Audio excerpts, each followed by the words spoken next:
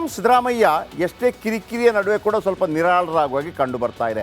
ಆದರೆ ಅವತ್ತು ದಸರಾ ಸಂದರ್ಭದಲ್ಲಿ ಅವರ ಪರವಾಗಿ JDS ಅಲ್ಲಿದ್ದರು ಸಖತ್ತಾಗಿ ಬ್ಯಾಟಿಂಗ್ ಮಾಡಿದ್ರಲ್ವಾ ಯಾರು GT ದೇವೇಗೌಡರು, ಅವರ ಬುಡಕ್ಕೆ ಬರ್ತಾ ಇದೆ. ನಾನು ಬೆಳಗ್ಗೆ ಕೂಡ ಹೇಳಿದ್ದೆ, ಸಿದ್ದರಾಮಯ್ಯನವರನ್ನು ಹಣಿಯೋಕ್ಕೆ ಹೋಗಿ ಉಳಿದವರೆಲ್ಲ ಸಿಕ್ಕಾಕೊಂಡ್ಬಿಟ್ಟಿದ್ದಾರೆ. ಈಗ ಸಿದ್ದರಾಮಯ್ಯ ಸೇಫ್ ಆಗುವಂಥ ಸಾಧ್ಯತೆ ಇದೆ. ಯಾಕೆ ಆ ಕತೆ ಅದನ್ನು ಹೇಳ್ತೀನಿ. ಎರಡನೇದಾಗಿ, ಈ ರೋಹಿಂಗ್ಯಾಗಳ ವಿರುದ್ಧ ಕೇಂದ್ರ ಸರ್ಕಾರ ಸಿಡಿದಿದೆ, ಹುಡುಕಿ ಹೊರಹಾಕಲು ನಿರ್ಧಾರ ಮಾಡಿದ್ದಾರೆ. ಆಮೇಲೆ ಅಂಗನವಾಡಿ ಕಾರ್ಯಕರ್ತೆಯರ ಹೋರಾಟ ಶುರುವಾಗಿದೆ. ರಿಪಬ್ಲಿಕ್ ಕನ್ನಡ ಅದನ್ನು ಭಾಳ ಸೀರಿಯಸ್ ಆಗಿ ತಗೊಳ್ತಾ ಇದೆ.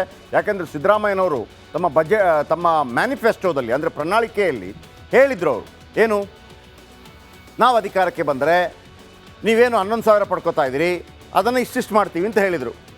ಇವರ ಡಿಮಾಂಡ್ ಬೇರೆ ಇದೆ.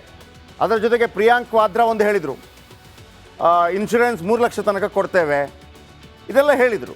ಈಗ ಅದನ್ನು ನಾನು ಇವತ್ತು ನೆನಪಿಸ್ಕೊಡ್ತೇನೆ. ಅದರ ಜೊತೆಗೆ ನಿರಂತರವಾಗಿ ಅವರು ಎಲ್ಲಿ ತನಕ ಹೋರಾಟಗಳನ್ನು ಮಾಡ್ತಾರೆ ಅಲ್ಲಿ ತನಕ ಮಾಡ್ತೀವಿ, ಸ್ಪೆಷಲ್ ಕಾರ್ಯಕ್ರಮ ಮಾಡ್ತೀವಿ. ಸಾಧ್ಯವಾದರೆ ನಾನು ಕೂಡ ಅಲ್ಲಿಗೆ ಬರ್ತೀನಿ. ತುಂಬ ಸುದ್ದಿ ಇದೆ, ಆರಂಭ ಮಾಡೋಣ. ಹೆಡ್ಲೈನ್ಸ್.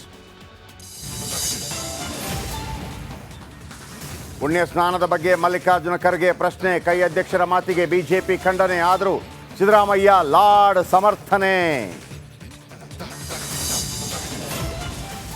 ಮತ್ತೆ ಸದ್ದು ಮಾಡುತ್ತಿದೆ ಮುಡ, ಪ್ರಭಾವ ಬಳಸಿ ಸೈಟ್ ಪಡೆದ್ರ GT ದೇವೇಗೌಡ, ದಳ ಶಾಸಕನ ರಾಜೀನಾಮೆಗೆ ಸ್ನೇಹಮಯಿ ಕೃಷ್ಣ ಯುದ್ಧ.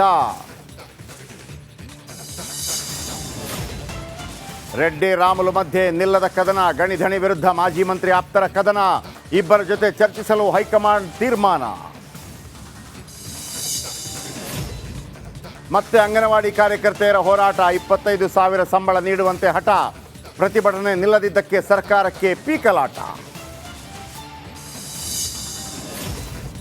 ರೋಹಿಂಗ್ಯಾಗಳ ವಿರುದ್ಧ ಸಿಡಿದ ಕೇಂದ್ರ, ಹುಡುಕಿ ದೇಶದಿಂದ ಹೊರಹಾಕಲು ನಿರ್ಧಾರ, ಶೀಘ್ರವೇ ಶುರುವಾಗಲಿದೆ ಮಹಾಸಮರ.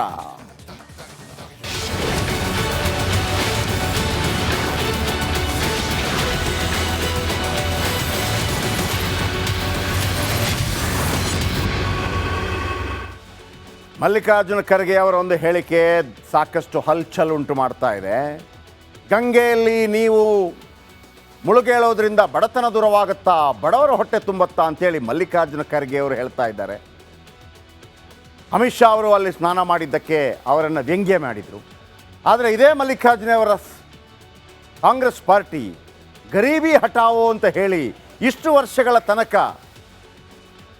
ರಾಜ್ಯಭಾರ ಮಾಡಿ ದೇಶದ ಚುಕ್ಕಾಣಿ ಹಿಡಿದು ಇವತ್ತು ಅವರಿಗೆ ಸಮಸ್ಯೆ ಆಗ್ತಾ ಇದೆ ಅಂತ ಮತ್ತೆ ಹೇಳ್ತಾ ಇದೆ. ಬಡವರ ಬಗ್ಗೆ ಮಾತಾಡಬಾರ್ದು ಅಂತಲ್ಲ, ಬಡವರ ಬಗ್ಗೆ ಖಂಡಿತವಾಗ್ಲೂ ಮಾತಾಡಬೇಕು. ಬಡತನ ಅಷ್ಟು ಬೇಗ